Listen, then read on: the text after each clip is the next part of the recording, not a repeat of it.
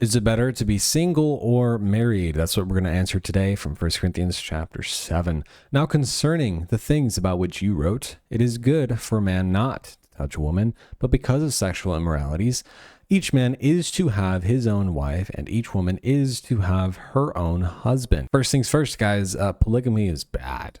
Okay, I shouldn't have to say that, but there are some people, particularly men usually, who are getting online, posting whatever they want with no repercussions, of course. And they're saying all sorts of nonsense about, actually, the Bible never says I can't have more than one wife. It just says I must have my own wife. It doesn't say I can't have my own wives.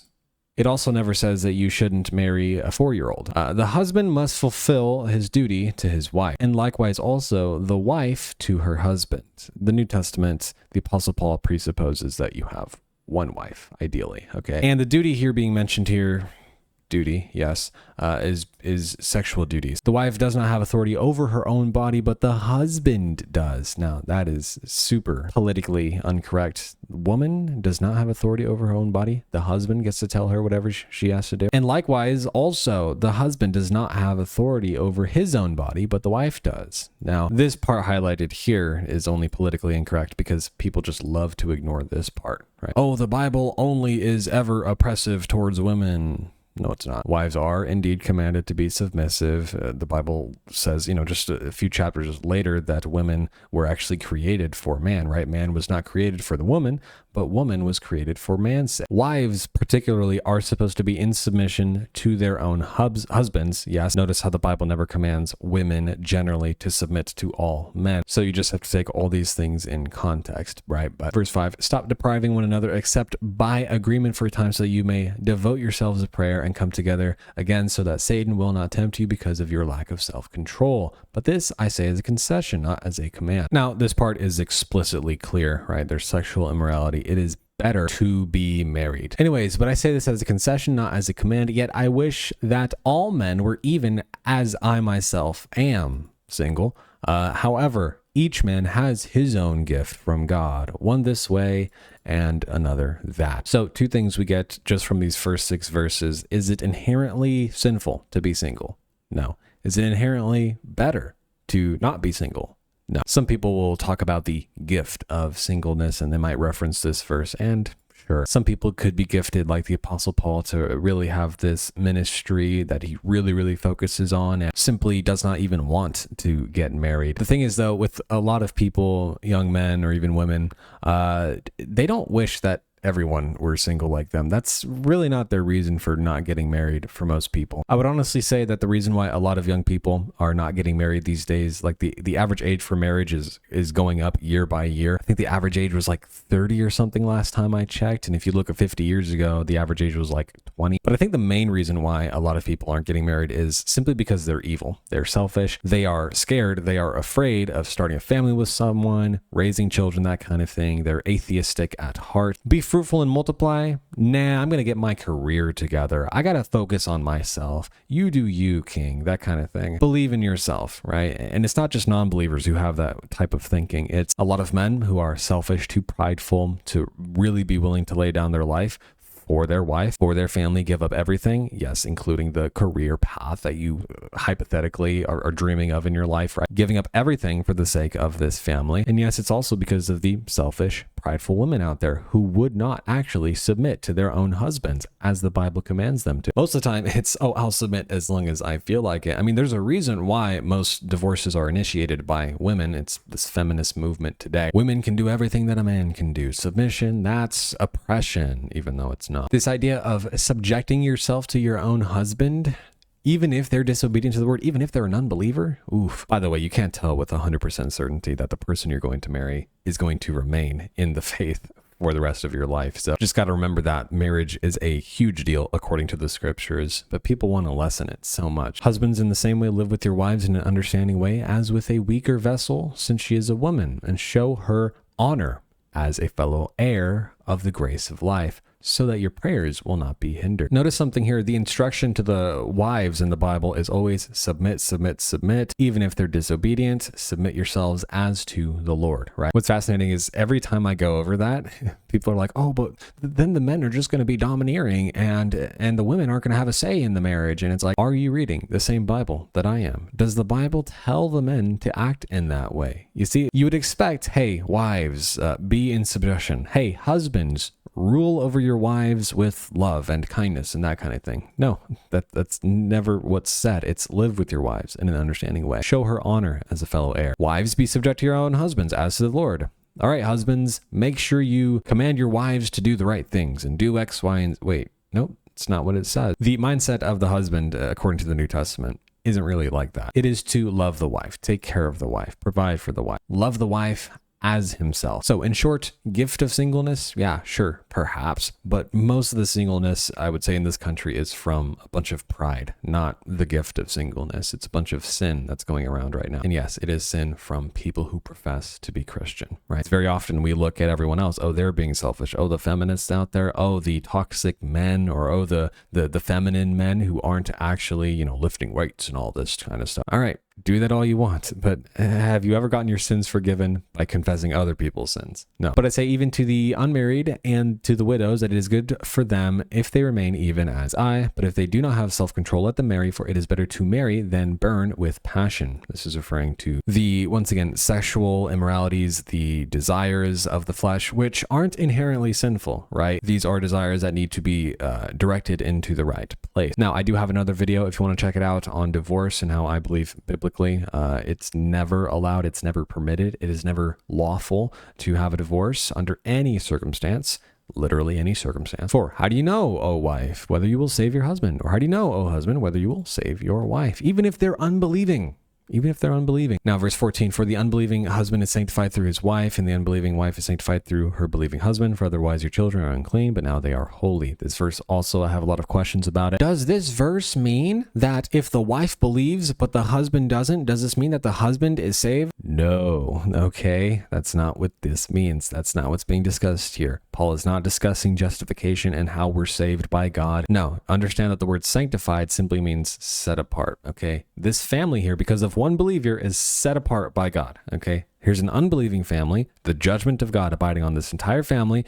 Oh, but here's one believer in this family, the wife or the husband. Okay, there's this blessing on this family on account of the one believer. Remember, God told Abraham in the story of Sodom and Gomorrah that he's not going to destroy the city on account of the 10 righteous people there, right? So on account of the one believing family member, the whole family is sanctified. There's a general blessing that God has for this family. This doesn't necessarily mean that the whole family is saved. Again, each individual person must have faith in Jesus to be justified. The word sanctification doesn't always mean the exact same thing in every situation, right? So if there's one believing parent, all of the children are holy because of that parent. They're set apart. Now let's go down to verse 25. Now concerning virgins, I have no command of the Lord, but I give an opinion as one who by the mercy of the Lord is trustworthy. I think then that this is good because of the present distress, that it is good for a man to remain as he is. So here's wisdom from Paul because of the present distress. This is one part of the context of this passage that is so often overlooked. What is the context here in Paul's time that he's living in? Jesus just warned about 20 years earlier that the end of the world is at hand, the end of the world for the Jews at that time, right? When you see Jerusalem surrounded by armies and know that its desolation is at hand, those who are in Judea must flee to the mountains.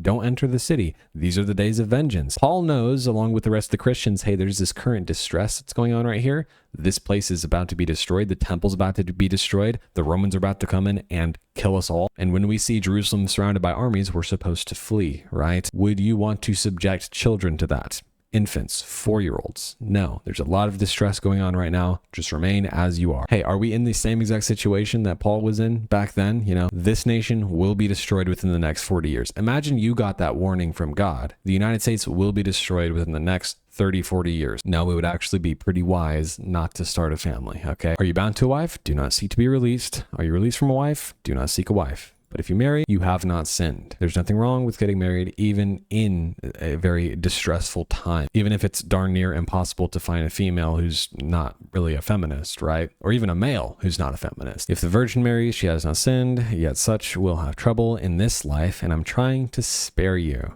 Again, context is key here. If you didn't know that Jesus warned all of the disciples that basically the end of this country is coming soon, it's hard to make sense out of this, right? But I say this, brothers, as the time has been shortened, so that from now on, those who have wives should be as though they had none, and those who cry as though they did not cry, those who rejoice as though they did not rejoice, and those who buy as though they did not possess, and those who use the world as though they did not make full use of it, for the form of this world is passing away. Again, not to get too eschatological, but yes, it is passing away, according to Paul's view within that time period. Now, I want you to be free from concern. One who is unmarried is concerned about the things of the Lord, how he may please the Lord. If you're not married, you're not thinking about, oh, what am I going to do for my husband or my wife or the children or the family and all this kind of stuff. If you're not married, you have one person they have to please, the Father. And obviously, according to his commandments, you should love your neighbor as yourself, but you're not one flesh with anyone, obviously. But one who is married is concerned about the things of the world, how he may please his wife, and his interests have been divided. Again, is he saying that this is inherently sinful to have a wife, and it's a bad thing that your interests are divided? No. Being concerned of the things of the world generally in this Christian context is going to be a bad thing, but not in this context. The things of the world here is meaning pleasing your wife. So the world in this sense is being used in the temporal sense, right? In this world, in this time period, in this age, people marry and are given in marriage. That is a thing of this world, and it's going to be done away with someday. People aren't going to be getting married in the eternal state. The woman who's unmarried and the virgin is concerned about the things of the Lord, that she may be holy both in body and spirit. But one who is married is concerned about the things of the world, how she may please her husband. Now I say this for your own benefit, not to put a restraint on you, but to promote propriety and undistracted devotion to the Lord. So, undistracted devotion to the Lord. If you are single, that is the goal for you, and understand that it is not inherently a bad thing to be in this position, even if it's not gift of singleness, which I would say you just don't want to get married at all, and you're not really bothered by the situation that you're in. But if any man thinks he is acting unbecomingly toward his virgin, if she is past her youth, and if it must be so, let him do what he wishes. He does not sin, let her marry. But he who stands firm in his heart, being under no compulsion, but has the authority over his own will, and has decided in his own heart to keep his own virgin, he will do well. So then both he who gives his own virgin in marriage does well, and he who does not give her in marriage will do better. Again, remembering the context of this letter being written during the present distress, is this teaching universally, hey, it's better that you don't ever give your daughter in marriage? No. 39, a wife is bound as long as her husband lives, but if her husband has fallen asleep, he died, she is free to be married to whom she wishes, only in the Lord. People ask this question about, Christian dating. Should I only date Christians? Am I not? Well, biblically, there's no such thing as dating. There is no such thing as a relationship before marriage. There's only married people and then brothers and sisters in Christ, okay? And you can only marry someone who is in the Lord. But in my opinion, she is happier if she remains as she is, and I think that I also have the Spirit of God. So in context, with all of what Paul said here, he said it's better that you have your own husband and your own wife because of sexual immoralities. And throughout here, he explains that actually, because of the present distress, it's better to be single or just remain as you are. And if you do marry, it is supposed to be only in the Lord. And I do think verse 40 is also applicable to the present distress. We have to remember that marriage was instituted at creation, right? Would Eve have been happier without Adam? No. Is it better for man to be alone? No. Generally speaking, by default, in this present age that we live in, where we're getting married and given in marriage, it is better to be married. But is it wrong to not be married? No, absolutely not. Some people have that gift, and depending on the situation, it might be better. Very broadly, generally speaking, it is simply better to be married, because obviously be fruitful and multiply and fill the earth, subdue the earth. The scriptures teach over and over and over again that children are a blessing. They are an inheritance of Yahweh. The fruit of the womb is a reward. Like arrows in the hand of a warrior, so are the children of one's youth. How blessed is the man who fills his quiver with them. They will not be ashamed when they speak with enemies and the gay. Blessed is the man who fills his quiver with arrows, and arrows being children. How many arrows does the average archer carry in his quiver? I'm going to look that up. On average, 10 arrows are carried in a typical quiver. All right, so 10 kids, that's the biblical average.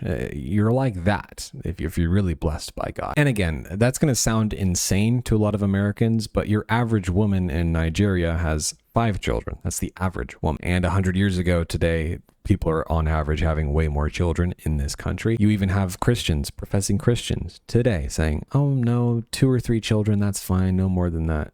What? In order for a society to remain the exact same as it is, the same population without growing, right? You would have to have 2. Every woman would have to have 2 children on average. Okay. But for a healthy society, at least 3, 4, 5, right? So again, I could go on for another hour about how the atheistic mindset has poisoned us, even Christians. Oh, only 2 children. That's fine. With like married couples are saying that kind of stuff. I'm like, what? If you seek blessing from God, you want 7, 8, 9, 10, right? That's a nice, very healthy family, according to not just my opinion, but the scriptures and facts, statistics, logic, right? In a healthy society, the average woman has more than 2 children, okay? At the end of the day, though, if you are single, man or woman, you trust God with everything, full devotion to him, and if it's up to him, right, which it is, for you to get married in your life to anyone, even if it's his will for you to get married to some awful person, that's what's going to happen.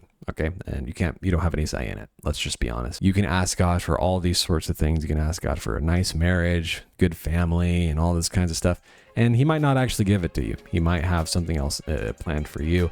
That's actually going to be better for you in the long run. Okay. So that's going to be the main point with this videos and all my videos is that you should just trust God at the end of the day. God help us all.